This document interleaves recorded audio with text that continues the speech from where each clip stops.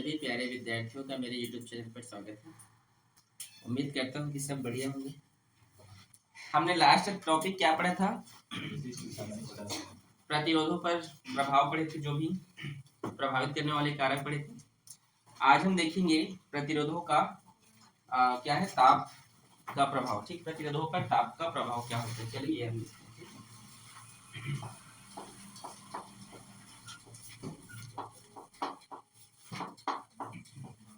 प्रतिरोधों पर ताप का प्रभाव। आप जानते हैं किसी भी धातु में ताप बढ़ाने पर प्रतिरोध का मान क्या हो जाता है, बढ़ जाता है। याद रखेंगे, जो स्टेटमेंट में बोला हूँ उसे आप याद रखेंगे। किसी भी कोई भी धातु जो होता है, कोई भी धातु अगर उसमें आप टेम्परेचर को इंक्रीज करेंगे, बढ़ाएंगे, तो उसका रेजिस्टेंस, उसका प्रतिरोध भी क्या होता है, बढ़ जाता है। समझ में आया आप लोग को यहाँ तक आया कि नहीं? ठीक है। तो कक्षा कौन सा क्लास है, कक्षा 11th में एक टॉपिक पढ़े थे आप लोग, ताप वाला चैप्टर से याद आ रहा है आप लोग को? याद आ रहा है कि नहीं? ठीक है, याद आ रहे हैं कि नहीं पहले बताओ। क्लास 11 में एक टॉपिक पढ़े थे, फॉर्मूला था R equals to R naught 1 plus alpha into t. ठीक है, ये फॉर्मूला आप जो है पढ़े थे। ठीक है, दिखाई दे रहा है सबको? ठीक है, तो देखिए समझते हैं इसको हम। R equals to R naught का 1 के साथ इंटू कर दे तो R नॉट होगा, R नॉट बन जाए R नॉट होगा कि नहीं? ठीक है, फिर इसके साथ करेंगे क्या होगा, R नॉट अल्फा टी होगा। R नॉट को इधर ट्रांसपोज कर दीजिए, R नॉट को इधर भेज देंगे, अजीत R नॉट को इधर भेज देंगे तो माइनस में होगा ना। ठीक है, तो ये R नॉट अल्फा टी और ये R नॉट इधर चला गया है तो R माइनस R नॉट। समझ में आया? यहाँ पर मुझे अल्फा का वैल्यू फाइंड करना है, alpha equals to R minus R naught, और ये अल्फा और टी इधर ट्रांसपोज हो गया, सॉरी, R नॉट और टी ये जो जुड़ा में है इधर गया तो भाग में। ठीक है, यही क्या है ये, अच्छा ये अल्फा क्या है, इसको ताप गुणांक कहते हैं। ठीक है, ताप प्रतिरोध गुणांक क्या कहा जाता है, या इसको अल्फा को आप लिख सकते हैं, यहाँ पे मैं लिख दे रहा हूँ, प्रतिरोध ताप गुणांक। ठीक है, ये छोटा सा कैलकुलेशन हम लोगों को समझ में आया कि नहीं आया ना? ये 2 मार्क्स के क्वेश्चंस में आ सकते हैं, आपको पूछा जा सकता है। देखिए क्या होता है प्रतिरोध का ताप प्रभाव, तो आप देख सकते हैं यहाँ पर ये अल्फा क्या है, प्रतिरोध का ताप गुणांक है। अगर हम यहाँ पर बात करें कि यदि R नॉट, जो R नॉट है, ठीक है, यहाँ पे मैं लिख रहा हूँ, ठीक है, यदि R नॉट इक्वल्स टू 1 ओम हो, क्या हो जी, 1 ओम हो, और जो टेम्परेचर है वो क्या हो, एक हो, ठीक है, 1 डिग्री सेल्सियस हो। ठीक है, टेम्परेचर क्या हो, 1 डिग्री सेल्सियस। ठीक है, तब क्या होगा, तो चलिए देखते हैं तब क्या होगा। आप सभी जानते हैं, अगर इसको पुट अप कर दिया जाए, ठीक है, इसको क्या कर दिया जाए, पुट अप कर दे, तो alpha equals to R minus R naught होगा कि नहीं? यही इसके लिए क्या सूत्र है, देखो R नॉट का वैल्यू 1 है और T का वैल्यू क्या है, 1 है, तो ये 1 1 1 1 जब 1 हो जाएगा और नीचे में कोई मतलब नहीं होता है, तो क्या बचा, R माइनस R नॉट। यही क्या है, प्रतिरोध ताप गुणांक के लिए क्या है, छोटा सा एक सूत्र है। इसकी परिभाषा क्या होती है अगर आपसे पूछा जाए तो बहुत इजी है। ठीक है, अगर 0 डिग्री सेल्सियस पर, ठीक है, 0 डिग्री सेल्सियस पर, इसमें जी 0 डिग्री, अतः 0 डिग्री सेल्सियस पर एक ओम, कितना, अतः 0 डिग्री सेल्सियस पर 1 ओम प्रतिरोध वाले तार के ताप को, ठीक है, 1 ओम प्रतिरोध वाले तार को, तार के ताप को 1 डिग्री सेल्सियस बढ़ाने पर, 1 डिग्री सेल्सियस बढ़ाने पर उसके प्रतिरोध में जो वृद्धि होता है, उसके प्रतिरोध में जो वृद्धि होता है उसी को क्या कहा जाता है, प्रतिरोध का ताप प्रभाव कहा जाता है। ठीक है, तो ताप गुणांक कहते हैं, धातु का क्या कहते हैं, ताप गुणांक कहते हैं। ठीक है, फिर से बोलो एक बार, 0 डिग्री सेल्सियस पर 1 ओम प्रतिरोध वाले तार के ताप को 1 डिग्री सेल्सियस बढ़ाने पर उसके प्रतिरोध में जो वृद्धि होता है उसे उस धातु का ताप, उसे उस धातु का प्रतिरोध ताप गुणांक कहा जाता है। समझ में आया यहाँ तक? ठीक, इसको नोट करें।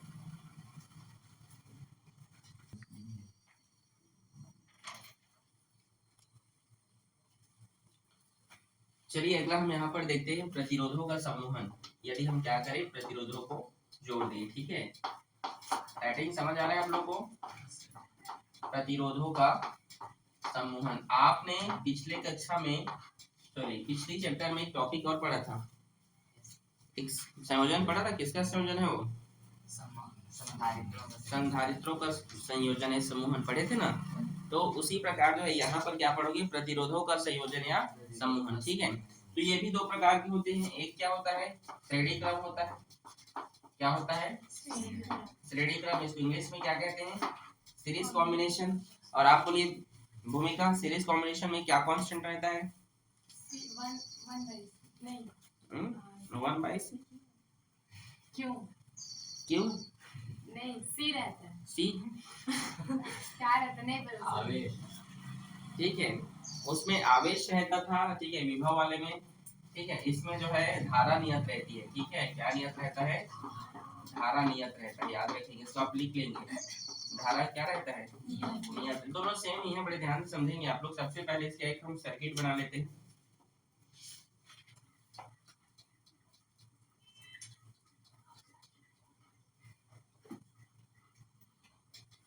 ये एक सर्किट है, आप देख सकते हैं। ये बैटरी है। ठीक है, ठीक है जी। और ये जो है की है। ठीक है ना, इस पर धारा क्या किया जा रहा है? प्रवाहित किया जा रहा है। ये प्रतिरोध R1 है, R2 है, और ये क्या है? R3। इसका विभव V1 है, इसका विभव V2 है, इसका विभव V3 है। यहाँ तक क्यों? सर्किट में किसी कोई प्रॉब्लम है नहीं? इसमें क्या कांस्टेंट रहता है? धारा। ठीक है, तो धारा नियत रहता है, तो V इक्वल्स टू V1। जैसा आपने उसमें पढ़ा था सेम वैसे ही, अब कुछ नहीं है। समीकरण 1। ठीक है, ये परीक्षा में आते हैं, मेरे ध्यान से देखना। ठीक है, अब आप जानते हैं हम एक फॉर्मूला जानते थे कि V equals to I into R होता है ना। एक सूत्र देखे थे ना जी, V equals to I into R देखे थे। तो V1 बराबर क्या होगा? I R1 होगा, क्योंकि यहाँ पर I कांस्टेंट है, तो I1 नहीं लिखना है। ठीक है, देखिए चंद्रा जी, आप चुपचाप इधर समझे पहले, उसके बाद आप लिखिएगा। ठीक है, और V2 इक्वल्स टू क्या होगा? IR2 होगा, और V3 इक्वल्स टू IR3। अब इस सभी मानों को क्या करें? समीकरण 1 में फिलअप कर देते हैं। ठीक है, ये समीकरण 1 है, इसमें वैल्यू को हम पुट अप करेंगे। तो V का वैल्यू क्या है? I इंटू R है, तो यहाँ पे लिख देते हैं I into R equals to V1 का वैल्यू क्या है? IR1 है, लिख दीजिए IR1 प्लस V2 का IR2 और IR3। अब यहाँ पर देखो, सभी I कॉमन होकर कैंसिल हो जाएंगी। लिखूं कि समझ जाओगे? ये I सभी में कॉमन हो जाएगा, और ये I, और मतलब ये सभी का कॉमन वाला I और ये वाला I क्या होगा? कैंसिल हो जाएगा। तो क्या बचेगा? R equals to R1 plus R2 plus R3। समझे कि नहीं? यही क्या है? श्रेणी क्रम समूहन के लिए क्या है? छोटा सा सूत्र है। ठीक है, समझ में आया जी? मैं बता रहा हूँ, ध्यान समझेंगे। ये इस प्रकार से सीरीज में लगा हुआ है प्रतिरोधों को जोड़ने पर। तो श्रेणी क्रम में हमेशा एक चीज नोट करके रखना, या कॉपी में आप लोग लिख लीजिएगा कि इसमें प्रतिरोध घटेगा कि बढ़ेगा। प्रतिरोध का मान क्या होता है? बोलो। बढ़ता है। क्या होता है? प्रतिरोध का मान बढ़ता है, याद रखिए। ठीक है, प्रतिरोध का मान हमेशा व्युत्क्रम में तुमने देखा है घटते रहता है, तो इसमें क्या होगा? प्रतिरोध का मान बढ़ता है। ठीक है, इसको आप नोट कीजिए। अच्छा, इसके एग्जांपल भी आपको समझा दे रहा हूँ। जैसे आप देखे होंगे, जैसे नवरात्रि वाह होता होगा। ठीक है, घर में दीपावली होते हैं, तो जुगी बल्ब नहीं लगता है? नहीं लगता है जी? क्या बल्ब बोलते हैं उसको? लाइट बल्ब बोलते हैं। क्या बोलते हैं अजीत? देखिए, वो पहला चीज तो पूरा लगा रहता है, पूरा सभी साइड, जो भी लाइट बोलते होंगे। अगर उसका एक भी देखो, इसमें अगर श्रेणी क्रम में अगर कहीं पर भी अगर मान लो सर्किट क्लोज हो गया, टूट गया, सर्किट क्या हो गया? टूट गया। ठीक है, सर्किट टूट गया, आप करंट आप फ्लो करा रहे हो, तो ये इधर जाएगा क्या? नहीं जाएगा। चलो, ये सर्किट लगा हुआ है। ठीक है, अगर यहाँ भी टूट गया, ठीक है, तो धारा जो है आगे बहेगा ही नहीं। मतलब इसलिए तुम देखना, जो उस प्रकार की लाइट होती है, उसको कहीं पर कट जाने से वो पूरा जुगजुगी लाइट जलता ही नहीं। जलता है क्या? क्रैश जलता है क्या? नहीं तो ये उसके आप एग्जांपल ले सकते हैं, बहुत इजी है ये, इसको आप नोट करें, ठीक है।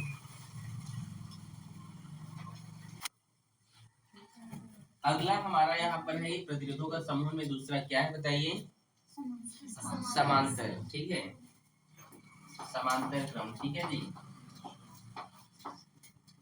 समांतर क्रम समूह, ठीक है, पैरेलल कहते हैं इसको, ठीक है, आप देख लीजिएगा, ठीक है, पैरेलल कॉम्बिनेशन, ठीक है जी, कोई दिक्कत किसी को। देखिए उसमें आवेश नियत रहते थे, आवेश या धारा बोल सकते हैं, धारा नियत रहता था, लेकिन इसमें कौन सा कांस्टेंट रहेगा, वी, विभव, ठीक है, आ रहे हैं समझ में। तो चलिए सबसे पहले इसका मैं सर्किट बना देता हूँ, ठीक है।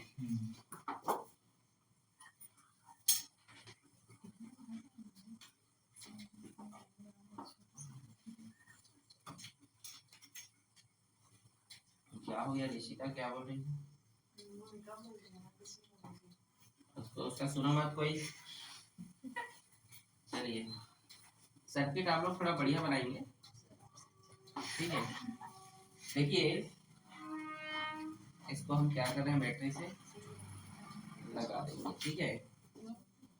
क्यों लगाएंगे, नहीं लगाएंगे कैसे चलेगा। चलिए इस पर हमने क्या, और इसका विभव जो है वी, क्योंकि वह नियत रहता है, ठीक है। की लगा दिए यहाँ पर हमने इस पर क्या प्रवाहित किया, धारा प्रवाहित किया, ठीक है। तो यहाँ पर धारा I1, I2, I3, प्रतिरोध R1, प्रतिरोध R2, प्रतिरोध R3, ये इसके लिए क्या है, छोटा सा चित्र है, ठीक है।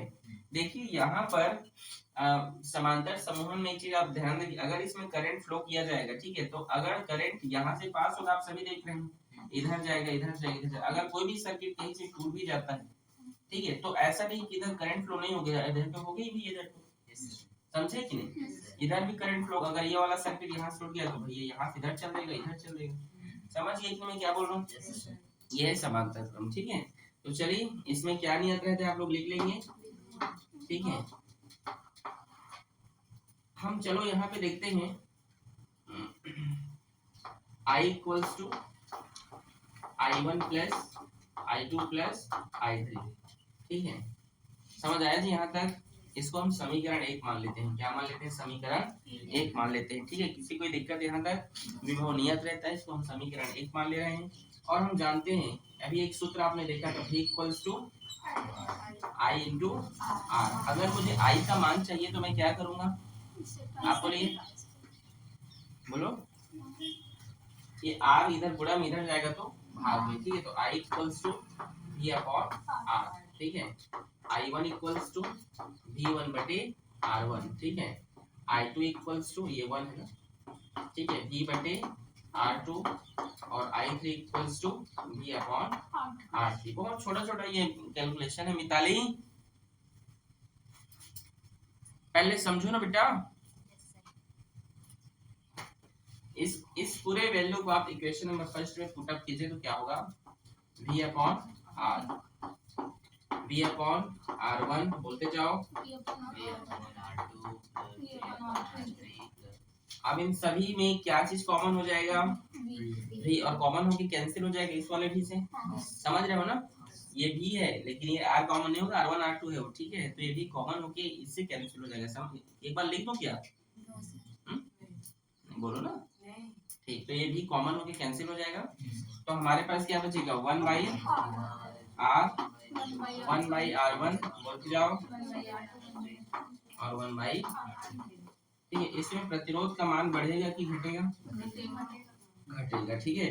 इसमें प्रतिरोध का मान क्या होगा, देखिए इसीलिए आप जानते हैं हमारे घरों में इसी प्रकार का सर्किट जो है लगाया जाता है। पेपर में पूछ सकते हैं आपका कि घर में जो है किस प्रकार के प्रतिरोधों को, किस प्रकार के समूहन का हम यूज करते हैं, तो आप बोल सकते हैं हम समांतर क्रम का, क्योंकि आप जानते हैं अगर रूम है, ठीक है। अच्छा प्रतिरोध का मान इसमें घटता है, क्यों घटाना चाहिए बताओ तो इसमें, क्योंकि हम अपने घर में बहुत सारे डिवाइस चलाते हैं, फ्रिज, कूलर, ठीक है, AC, ठीक है, और किचन में जो भी चलाते रहते हो, मिक्सचर, ग्राइंडर जो भी, ठीक है, टीवी चलते रहता है, तो इन सभी के कारण प्रतिरोध कम होना चाहिए, पहले ध्यान सुन लीजिए, ठीक है।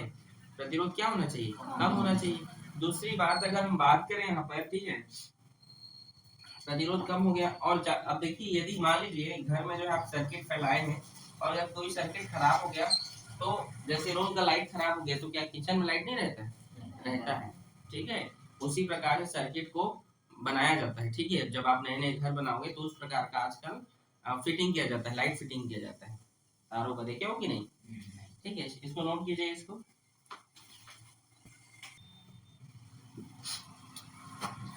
अगला हमारा यहाँ पर टॉपिक है कार्बन प्रतिरोध। क्या है जी, कार्बन रेजिस्टेंस कहते हैं इसको, या इसको वर्ण कोड या कलर कोड भी कहा जाता है, ठीक है, याद रखेंगे, ठीक है, इंग्लिश में, ठीक है जी। बड़े ध्यान से देखना, कार्बन आप जो है प्रतिरोध देखे होंगे कई बार कलरफुल कलरफुल रिमोट में या कई चीजों में लगा होता है, देखना लगा रहता है कि डमरू टाइप का समझो, इस प्रकार का नहीं देखे हो जी। ऐसे रहता है कलर कलर कलर कलर, ऐसे देखे हो कि नहीं, हाँ, अरे नहीं देखे हो, इस प्रकार से रहता है, ऐसे ऐसे करते करते देखे हो, कई कलर के रहते हैं, 3-4 कलर के, ठीक है। आप लोग ला के बताऊंगी किसी दिन, या आप घर जाना, रिमोट या कोई डिवाइस होगा उसको ऐसे तोड़ देना, ठीक है, टीवी वा किसी भी चीज में देखना, तोड़ देना, उसमें रहता है कार्बन रेजिस्टेंस, ठीक है, आ रहे समझ में, उन सभी में रहता है। ये 5-10 रुपए का मार्केट में मिलता है, खरीद लेना, देखना अच्छा तो, ठीक है, ठीक चंद्र जी। क्या बोले, मोबाइल में सर्च कर लेना, ठीक है, सर्च करके बता दूं क्या आप लोगों को कैसे दिखता है कार्बन रेजिस्टेंस। कितने लोग देख लिए हो, 3 लोग, बाकी लोग कैसे नहीं देखे हो भाई,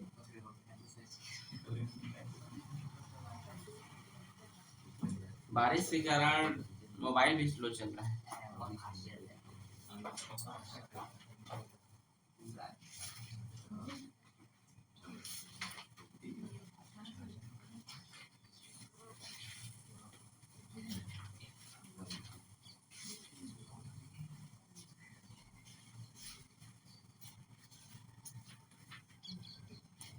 देखिए ये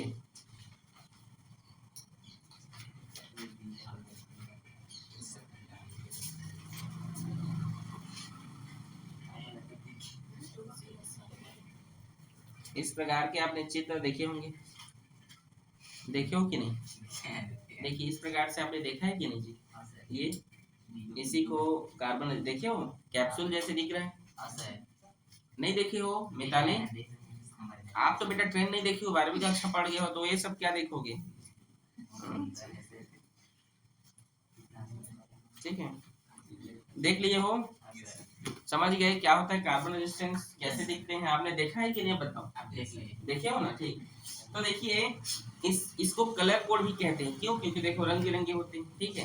देखिए इस प्रकार से ये एक बैंड की तरह मैं यहाँ पे इसको दर्शा रहा हूँ, बड़े ध्यान समझना, और इसका जो कोड होता है, और पहला चीज तो याद रखिए, वेरी IMP, दूसरा चीज ये सीरीज भूलना नहीं, और हर साल पेपर में 2 मार्क्स का आएगा, हर साल आएगा, पिछले 5 से 6-7 साल का क्वेश्चन उठा के देख लो, तुम्हें यकीन नहीं है तुम जाके पेपर उठा के देखो, समझ में आ रहा है साहू जी, इससे ही कर देंगे, ठीक है। पहले तुम लोग 12वीं पढ़ रहे हो, बोले तुम्हें आज तक क्वेश्चन पेपर तुम 12वीं का देखे नहीं होगे, देखे हो, लाए हो क्वेश्चन पेपर, आप कल लेकर आना, तो हमारे पास तो होगा भी नहीं, मांगने से सब मिलता है, तो इंटरनेट है, इंटरनेट में आज हर चीज अवेलेबल है, आप देख सकते हैं, वहां जाके मेहनत करोगे तब तो, इंस्टाग्राम में बस खिसकाते रहो, चल रहा है गाना, क्यों जी, ठीक है। CGBSE में जाना, उसमें पेपर लिखा है, उसको डाउनलोड कर लेना, ठीक है, कल क्वेश्चन पेपर लेकर आइएगा, ठीक है, सुनाई दे रहा है, पुराना क्वेश्चन पेपर, चलिए आगे देखिए, ठीक है। ये इसकी 2 धार, ये देखिए ये रंगों की धारियां हैं, ये B, C और D, ठीक है, ये क्या है, रंगों की धारियां हैं, 2 सिरा है ये इसका, ये रंगों की धारियां हैं, A, B, C, D, ठीक है। यहाँ देखो कोई दिक्कत, यहाँ पर जो 3 रंग होते हैं इनके कलर होते हैं, ठीक है, यहाँ पे मैं लिख रहा हूँ ए बी सी के कलर, ठीक है। ये क्रम आप नहीं भूलेंगे, ए बी सी जो धारियां हैं के रंग, ठीक है। बड़े ध्यान से देखना, इसके लिए एक सूत्र है, be royal had Great Britain very good wife, ऐसे कुछ एक फॉर्मूला है इनका। Be royal Great Britain had very good wife, her name is GS Nath, ठीक है। ये क्या है, इनका एक फॉर्मूला है याद करने का, या आप इसकी जगह एक और फॉर्मूला लिख सकते हैं, ठीक है। काबुला, नापी, हनी, बैचलर्स, ठीक है। ध्यान सुनिए, फॉर्मूला है काबुला, नापी, हनी, बैचलर्स, या तो फिर आप वो याद कर लीजिएगा, baby Roy Great Britain had very good wife, her क्या है आगे, क्या लिखे, हर नेम इज है जीएस नाथ, ठीक है। उसको याद कर सकते हैं, या हिंदी में करेंगे तो काबुला, नापी, हनी, बैचलर्स। का मतलब होता है काला, का मतलब, भू का मतलब भूरा, ला का मतलब लाल, ना का मतलब, ना का मतलब लाल कैसे होगा, ना का नारंगी होगा ना, नीला कैसे होगा, ना मतलब ब्लू लिखा है। बेटा अच्छे से देखो, पहले बुक खोल के बैठो, पता नहीं है क्या लिखा है क्या नहीं, बहुत समास रहेगा तब तो जोड़ के आगे हम सीधे नारंगी, फिर पीला, ये स्पष्ट दिख रहा है, देखो पीला, फिर हरा, फिर नीला नहीं है, वो एक ही बार नीला है बेवकूफो। नारंगी और नीला तुमको सेम दिखता है, खड़ी हो तो, पीला, हरा, नीला, बैगनी, स्लेटी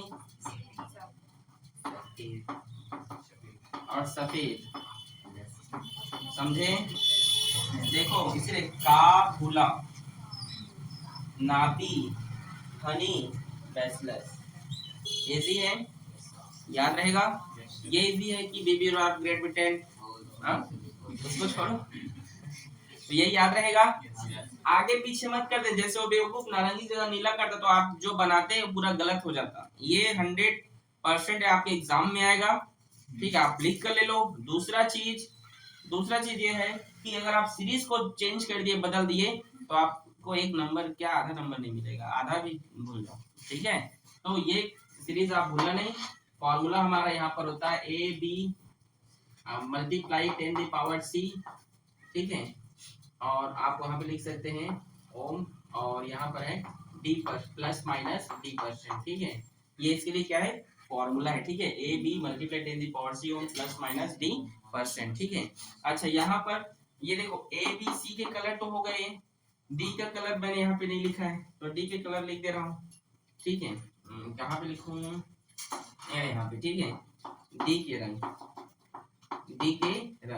तो डी का रंग होता है पहला सुनहरा, क्या होता है, सोना कलर। दूसरा होता है चांदी, क्या होता है, चांदी। और तीसरा होता है कोई रंग नहीं,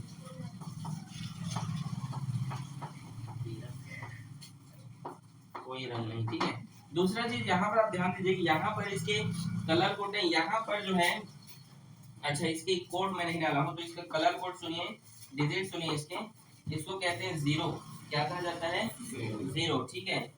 इसको कहते हैं भूरा को 1, इसको कहा जाता है 2, इसे कहते हैं 3, इसे कहते हैं 4, इसे कहते हैं 5, इसे कहा जाता है 6, 7, 8, 9। टोटल 10 कलर हैं।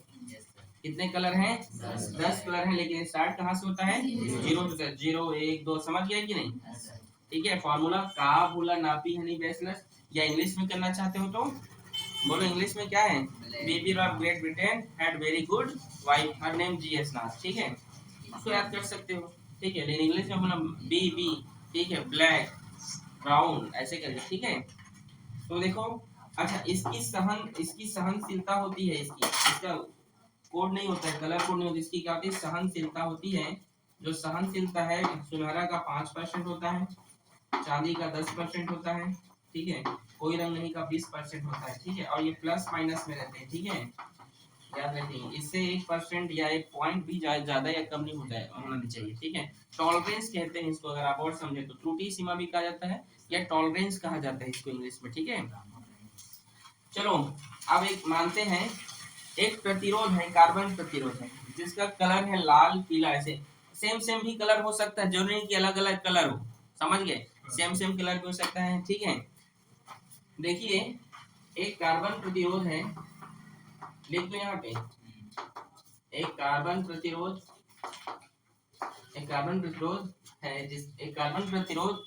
है लाल पीला और नीला, ठीक है। एक कार्बन प्रतिरोध है लाल नीला और पीला, ठीक है। यहाँ पे किसी को दिक्कत है, लाल नीला और पीला, इसमें सुनहरे रंग की धारियां लगी हुई, मतलब उसकी पट्टियां क्या है, मतलब उसमें सुनहरे रंग की क्या है, उसकी धारियां हैं, सुनहरे रंग की धारियां हैं। इसका प्रतिरोध ज्ञात कीजिए, क्वेश्चन है, प्रतिरोध ज्ञात करो। तो पहला क्या लिखा है, लाल, लाल का कलर क्या है बताओ, क्या है लाल जी, एक कैसे है लाल का, नहीं दिख रहा है कलर, लाल का कलर क्या है, 2 है, तो यहाँ पर लिखेंगे सूत्र में 2। उसके बाद दूसरा नंबर भी क्या है, नीला, नीला का कलर क्या है, 6, तो ये 6, फिर गुणा 10 लिखा है सूत्र में, तो 10, ठीक है। सी में क्या कलर है, पीला, पीला का कलर देखो, हाँ ये 4, ठीक है, तो यहाँ पर क्या आ जाएगा 4, ठीक है। ओम प्लस माइनस सुनहरा लिखा है, सुनहरा मतलब 5%, तो प्लस माइनस 5%। किसको किसको बनाना नहीं आएगा, आ जाएगा, आपको नहीं आएगा, आपको भी नहीं आएगा, कहाँ पे नहीं आएगा बताइए। पहला चीज तो आपको ये याद होना चाहिए, का भूला नापी हनी बैसलस, ठीक है, क्या याद करना होगा, का भूला नापी हनी बैसलस, का मतलब काला, भू मतलब भूरा, लाल मतलब ला मतलब लाल, ये सब याद कर लोगे, ठीक है। और क्वेश्चन कुछ नहीं रहे, क्वेश्चन है कार्बन प्रतिरोध है जो लाल नीला पीला कलर का है, उसमें सुनहरे रंग की धारियां, चांदी रंग की धारियां इसमें, या उसमें, या अगर कुछ नहीं लिखा है, अगर कुछ नहीं लिखा है, ना सुनहरा है ना चांदी है, और उसमें कुछ भी नहीं है, तो समझ जाना उसमें कोई रंग नहीं है, मतलब उसमें ये कोई रंग नहीं है, ये डी वाला जो बैंड है, अगर कुछ नहीं लिखा है मतलब 20% लिखना पड़ेगा तुमको, समझे कि नहीं। अब उसमें ये नहीं कि कोई रंग नहीं लिखा रहेगा, ऐसे नहीं लिखा रहेगा, समझ गए मैं क्या बोल रहा हूँ। अगर नहीं लिखा है तो तुम समझ जाना सुनहरा चांदी नहीं लिखा है, मतलब वो क्या है, 20% डालना है वहां, समझ गए। एक और एग्जांपल से चलो यहाँ पर हम देखते हैं, ठीक है, एक और एग्जांपल चलो यहाँ पर मैं बता रहा हूँ, ठीक है। आपकी बुक में एक एग्जांपल दिया होगा, बोलो, देखो बुक में दिया होगा कि नहीं एग्जांपल, देखो यहाँ पे लिखा है लाल लाल लाल चांदी, देखो लिखा है ना, देखो लिखा है जी। या के बुक के हम क्वेश्चंस में जाके देखते हैं क्या क्या क्वेश्चंस दिया गया है इसमें। अच्छा, एक कार्बन प्रतिरोध में क्रमशः लाल हरा और नीला बैंड अंकित है, प्रतिरोध का उचित क्या ज्ञात करें आप, प्रतिरोध क्या होगा, प्रतिरोधक का उचित प्रतिरोध क्या होगा। अब बताओ इसमें क्या सुनहरा चांदी दिया है, तो समझ जाना क्या है वो, 20% है जी, लाल हरा और नारंगी, ठीक है, क्या लिखा है, लाल हरा नारंगी, ठीक है। अब कुछ नहीं लिखा है, ठीक है, आपकी क्वेश्चन में पढ़ा, ठीक है। तो लाल मतलब कौन सा, ये फॉर्मूला देखो, लाल मतलब 2, तो यहाँ पर 2, और क्या है, हरा मतलब 5, तो यहाँ पर 5, मल्टीप्लाई 10 दी पावर, नारंगी मतलब 3, प्लस माइनस 20%, ये ओम लिख लीजिएगा यहाँ पे, प्लस माइनस 20%। बोलो समझ में आया कि नहीं, कठिन है क्या, ठीक है, कठिन है जी। तो इस प्रकार से आपको ये बताना है। अब बताओ पेपर में आएगा तो बना लोगे, अब पेपर में अगर ये सब नहीं लिखा है लाल हरा, आपको ये लिख के दे देगा, अब रंग निकालो बोलेगा, तो अगर आपको ये याद नहीं रहेगा तो नहीं निकाल सकते। सोचो 2 मतलब क्या है, का भूला भूला लाल, समझ गए, याद रहेगा कि नहीं रहेगा ना, इजी है, ठीक, मुझे तो ऐसे ही लगता है, आपको देख लो, ठीक है, सूत्र ही तो बोला हूँ सर, अगर ये वाला देगा तो उसको कैसे, अगर ये दे देगा तो ऐसे लिखना है, लाल है हरा है, ठीक है, लिखना है ये लाल है सर, ये हरा है, ठीक है, ये नारंगी है, अगर कोई रंग नहीं, ठीक है, बस ओके, आज की क्लास के लिए बस इतना ही, मिलते हैं कल, ठीक है।